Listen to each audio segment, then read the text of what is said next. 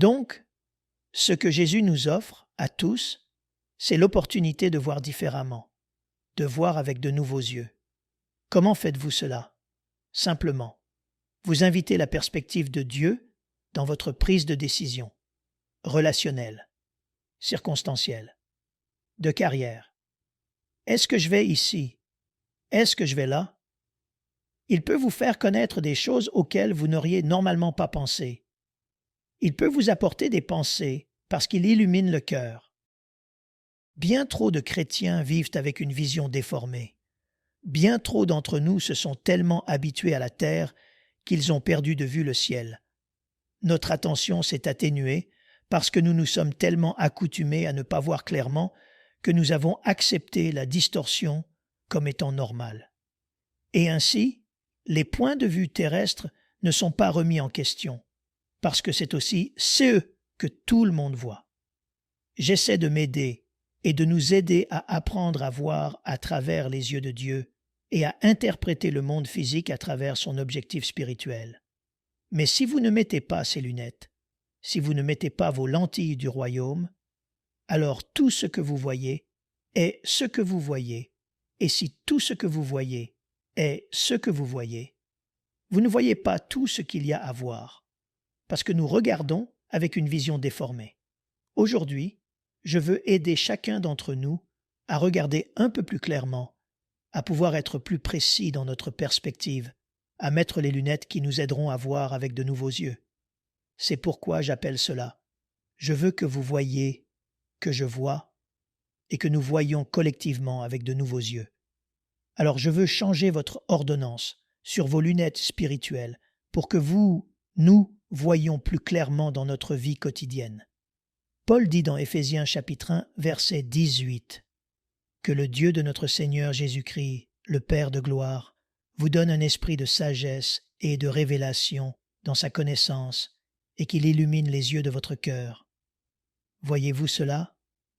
Il dit, « Je prie pour que vous commenciez à voir, que les yeux de votre cœur soient illuminés. » Donc, il ne parle pas de vos yeux physiques, il parle des yeux de votre cœur. Donc, il parle toujours de la vue, car il parle de vos yeux. Il suggère donc que votre cœur a des lentilles. Je prie pour que vous voyiez avec votre cœur et que vous soyez illuminés. Les choses deviendront plus nettes, les choses deviendront plus claires, et je prie pour cela. Comme le dit le psalmiste dans le psaume 119, verset 18, il dit « Seigneur, ouvre mes yeux pour que je voie. » Or, Paul écrit à des chrétiens, il n'écrit pas à des non-chrétiens.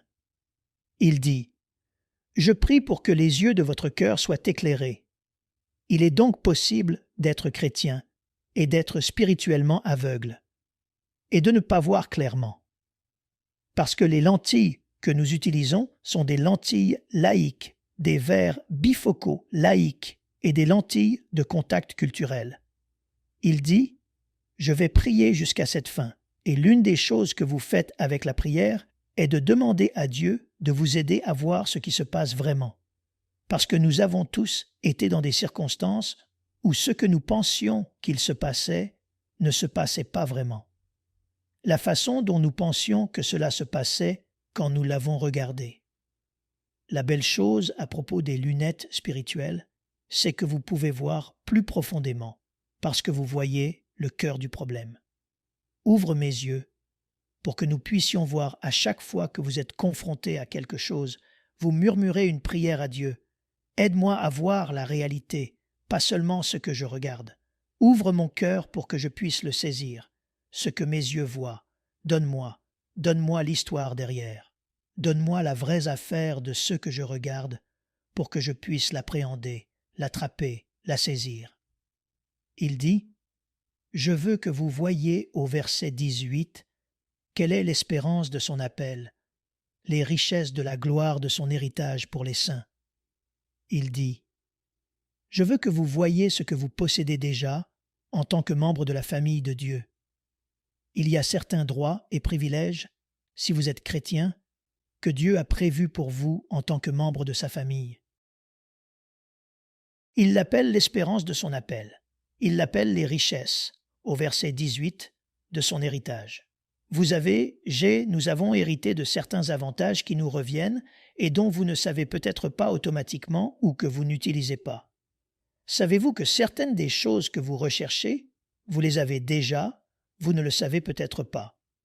Paul dit, « Je prie pour que vous saisissiez les desseins et la richesse de Dieu, j'en parlerai dans un instant, qu'il a fourni, qu'il a légué à chaque croyant, parce que cela appartient aux saints. Si vous êtes un croyant en Christ, Dieu veut que vous et moi voyions notre but. Il veut que nous voyions sa direction. Il veut que nous comprenions ce qu'il fait au fur et à mesure qu'il le dévoile. Voyez-vous, beaucoup de gens suivent Jésus pour les avantages. Ils veulent les grandes choses, mais ils peuvent manquer beaucoup de choses clés qui changent la vie et qui peuvent ne pas sembler être grand-chose maintenant. Je prie pour que vos yeux soient illuminés, pour que vous compreniez tout ce que Dieu a prévu dans le cadre de votre relation, de votre héritage, de votre salut. J'aime le mot qu'il utilise ici parce qu'il utilise le mot « richesse » au verset 18. Ce mot « richesse » est utilisé encore et encore. Permettez-moi de vous montrer ce que je veux dire. Au chapitre 1, verset 7. « En lui nous avons la rédemption par son sang, la rémission des péchés, selon la richesse de sa grâce. » Donc, premièrement, vous êtes riche en grâce. Vous savez ce que fait la grâce? La grâce fait pour vous ce que vous ne pouvez pas faire pour vous-même. Et devinez quoi? Il dit, vous avez des richesses en grâce. Remarquez ce qu'il dit au verset 8, qu'il a répandu abondamment sur nous. Le mot « abondamment » est le même concept de richesse. En d'autres termes, il a tellement de grâce que vous ne pouvez pas y accéder. Au chapitre 2, verset 7, permettez-moi de vous montrer combien de grâce vous avez, afin de montrer dans les siècles à venir l'infinie richesse de sa grâce par sa bonté envers nous en Jésus-Christ. Permettez-moi de vous dire combien de grâce il y a là. L'éternité n'y suffira pas. Permettez-moi de le dire autrement. Vous n'avez encore rien vu. Mais vous n'avez pas à attendre l'éternité, parce qu'il dit que c'est légué maintenant. Il dit au chapitre 3, verset 8, « À moi, qui suis le moindre de tous les saints, cette grâce a été accordée d'annoncer aux païens les richesses insondables de Christ. » Il dit de nouveau au verset 16 du chapitre 3 qu'il vous donne, selon la richesse de sa gloire, d'être puissamment fortifié par son esprit dans l'homme intérieur. Il va donc plus profondément dans ce concept de nouveaux yeux. Il veut que nous regardions les choses différemment et plus profondément. Le verset 19 dit « Et quelle est l'infinie grandeur de sa puissance envers nous qui croyons, selon l'action souveraine de sa force et de son autorité. Au-dessus de toute domination, de toute autorité, de toute puissance, de toute souveraineté et de tout nom qui se peut nommer, non seulement dans le siècle présent, mais encore dans le siècle à venir. Il veut maintenant vous dire ce que ces nouveaux verres progressifs, ces lunettes, ces perspectives spirituelles font. Ce sont des lentilles de puissance. Il dit, ces lentilles, si vous les mettez, une perspective divine, centrée sur Dieu, que vous priez, parce qu'il dit, je prie pour eux. Il dit que Dieu vous accordera du pouvoir. Comment savez-vous que vous regardez à travers les lunettes de Dieu? Parce que vous voyez son œuvre, sa puissance, son activité, son énergie, son engagement, sa participation. Vous voyez des choses qui transcendent la terre. Si vous ne portez que des lunettes terrestres, vous ne verrez que des résultats terrestres.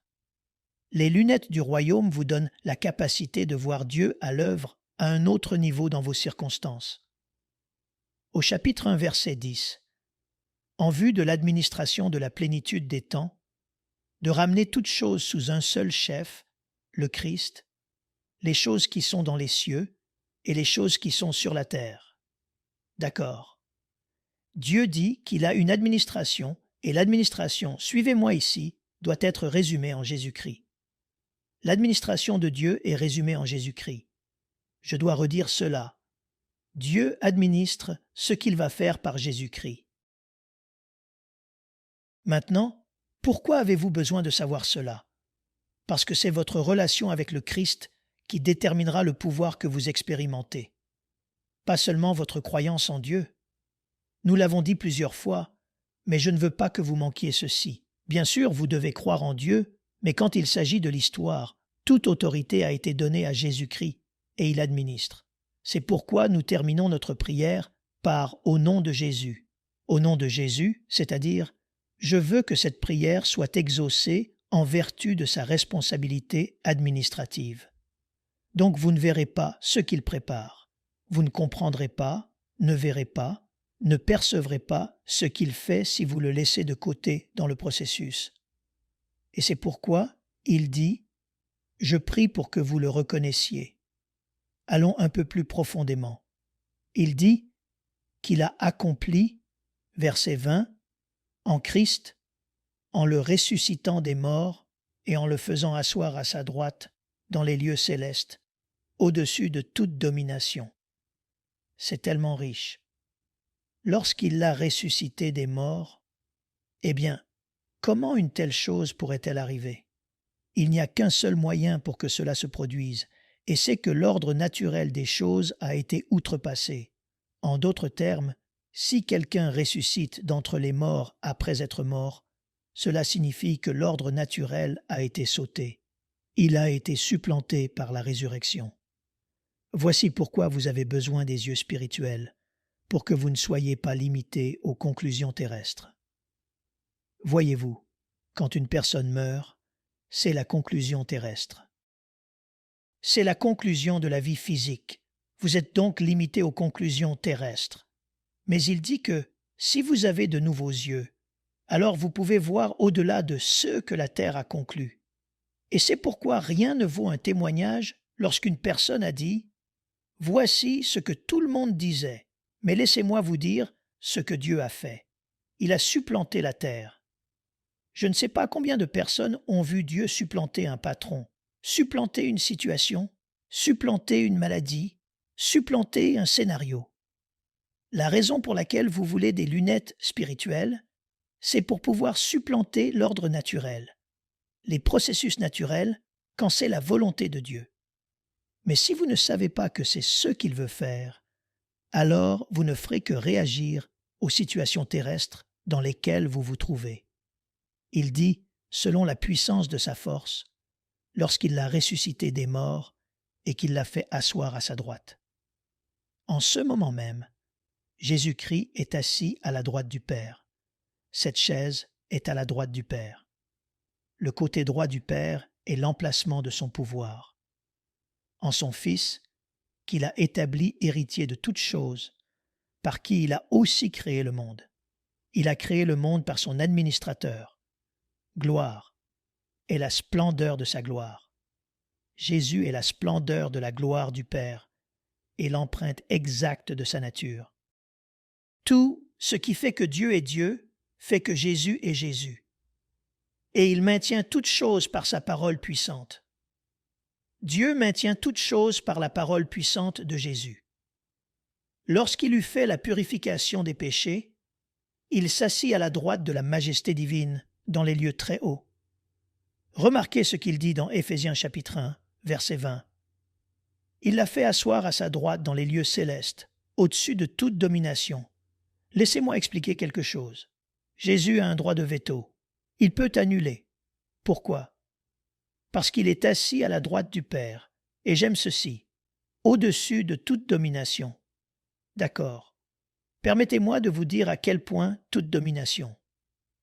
Hébreux chapitre 2, verset 14. Voici ce qu'il dit. Ainsi donc, puisque les enfants participent au sang et à la chair, il y a également participé lui-même, afin que, par la mort, il anéantit celui qui a le pouvoir de la mort, c'est-à-dire le diable. Jésus a le pouvoir de veto sur tout ce qui est humain et sur tout ce qui est spirituel, y compris le diable. Vous allez voir ce que cela signifie la semaine prochaine, mais y compris le diable. Ainsi, même l'ennemi n'a pas le dernier mot sur votre situation, parce qu'il est au-dessus même du diable. Il n'est même pas proche. Il est bien au-dessus. Cela signifie que si vous avez des yeux pour voir, vous avez une connexion avec quelqu'un qui peut dire « Je t'annule ». Chapitre 2. Verset 4. Dieu, étant riche en miséricorde, à cause de son grand amour duquel il nous a aimés, nous qui étions morts par nos offenses, nous a rendus à la vie avec Christ. Par grâce vous êtes sauvés. Il nous a ressuscités ensemble, et il nous a fait asseoir ensemble dans les lieux célestes, en Jésus-Christ. Alors permettez-moi de définir les lieux célestes. Les lieux célestes désignent le domaine spirituel, différent du monde physique. En ce moment, nous sommes assis dans les lieux terrestres. Nous sommes assis dans le domaine physique, la terre. Mais une fois que vous venez à Christ, vous entrez dans un processus de relocalisation. D'accord. Chaque chrétien devrait fonctionner dans 2 endroits à la fois. Dieu ne s'attend pas à ce que vous soyez tellement céleste que vous ne servez plus sur terre. Il ne s'attend pas à ce que vous soyez tellement terrestre que vous ne servez plus au ciel. Il s'attend à ce que vous ayez l'esprit aux choses célestes pour obtenir de l'aide sur terre. Donc, alors que vous êtes assis sur terre, vous êtes censé interagir avec le ciel pour savoir quoi faire sur terre. Mais si vous n'agissez pas avec ce point de vue à l'esprit, il dit que vous êtes assis avec lui. Cela signifie que vous n'êtes pas seulement ici, vous êtes ici et là-bas. Vous êtes ici physiquement, là spirituellement. Il veut que vous pensiez spirituellement. Vous êtes assis à côté de Jésus. Et vous devez vous représenter cela dans votre esprit, parce que c'est réel, mais c'est spirituel. Donc vous ne le voyez pas physiquement, mais néanmoins, c'est une réalité. On vous a donné un accès total au ciel, ce qui vous donne un accès total à son autorité de veto. C'est pourquoi Romains 16, verset 20 dit « Le Dieu de paix écrasera bientôt Satan sous vos pieds. » Mes pieds, nos pieds. D'accord. Il ramène cela à la maison. Regardez cela. Ce sont mes 2 versets préférés dans l'Épître aux Éphésiens, les versets 22 et 23. Dieu a tout mis sous ses pieds, sous les pieds de Jésus, et il l'a donné pour chef suprême à l'Église qui est son corps. S'il vous plaît, remarquez le mot « tout » et la fréquence à laquelle il est répété dans ces 2 versets. Tout, tout, tout, toutes choses ont été placées sous les pieds d'eux, ce qui signifie sous l'autorité de Jésus-Christ. Cela renvoie à l'administration, toutes choses. Donc, vous feriez mieux d'embarquer Jésus à bord parce qu'il est l'administrateur. Toutes choses ont été placées sous les pieds de Jésus. Mais voici l'astuce. Et Dieu l'a donné pour chef suprême sur toutes choses à l'Église. Attendez une minute. Jésus est sur toutes choses, mais toutes les choses sur lesquelles il est ne le savent pas. Un seul groupe le sait. Il lui a été donné comme chef sur toutes choses, mais seulement pour l'Église. Il n'a été donné qu'à l'Église. Une minute. Cela dit que l'Église, ce qui signifie les chrétiens, c'est son corps. Or, la dernière fois que j'ai vérifié, le travail d'un corps est d'exécuter les dictées du cerveau. Le problème, c'est que le corps ne veut pas faire ce que la tête dit. Le corps veut faire sa propre volonté. Et quand le corps fait sa propre volonté, le voici. Quand vous et moi faisons notre propre volonté en dehors du Christ, nous devenons aveugles. Nous devenons spirituellement aveugles.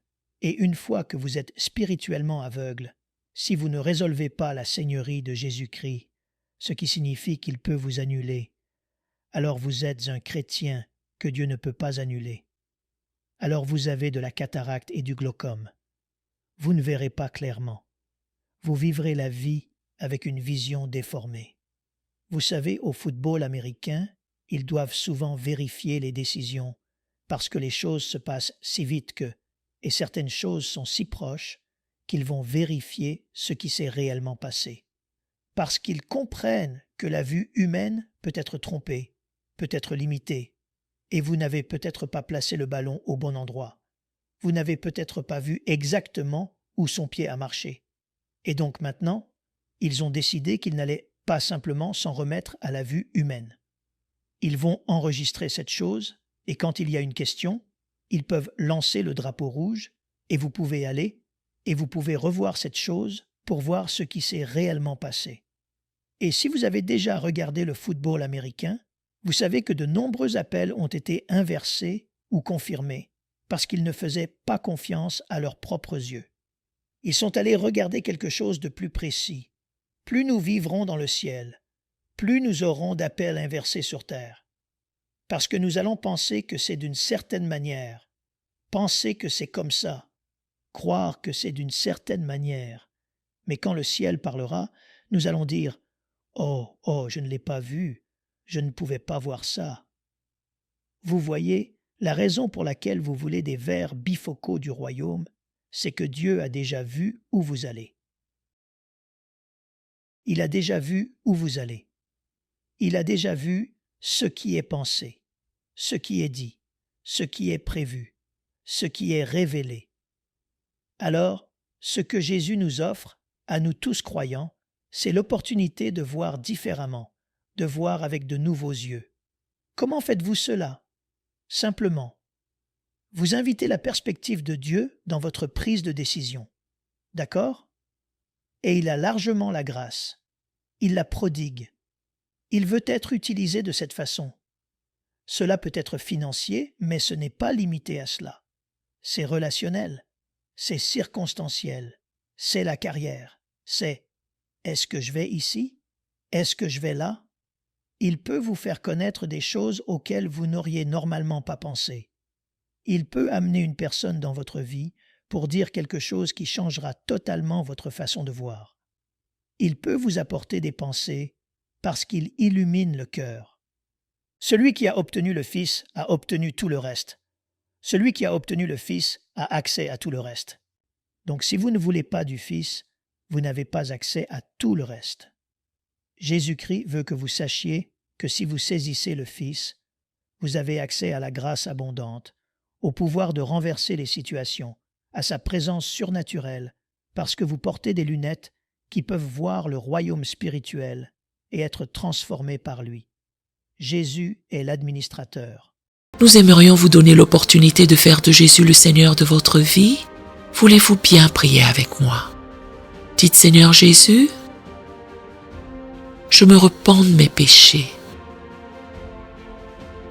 Viens dans mon cœur. Je fais de toi mon Seigneur et Sauveur. Et merci Seigneur pour le baptême du Saint-Esprit en moi. Dans le nom de Jésus. Par cette simple prière, nous croyons que le Saint-Esprit vous conduit sur le chemin de la nouvelle naissance. Allez dans une bonne église dont le fondement est la parole de Dieu, passez par les eaux du baptême et donnez à Dieu la première place. Nous espérons de tout cœur que ce message vous encouragera. Si vous connaissez quelqu'un qui puisse être encouragé, s'il vous plaît, envoyez-le lui pour nous aider à atteindre plus de gens et à propager l'Évangile. Édifions le corps de Christ ensemble. Appuyez sur la cloche des notifications et merci infiniment de nous soutenir en vous abonnant à notre chaîne. N'hésitez pas à laisser vos requêtes de prière dans la section des commentaires. Sachez que même si vous ne voyez pas de réponse à votre requête, que ce soit sur YouTube, email, Facebook ou sur Messenger, nous avons prié pour vous. Nous invitons humblement le corps de Christ à soutenir chaque requête en écrivant une prière dans la section commentaires. Tenez-vous ferme dans la foi avec nous pendant que nous prions. Que la grâce et la paix du Seigneur Jésus-Christ soient avec vous tous et qu'il vous bénisse merveilleusement.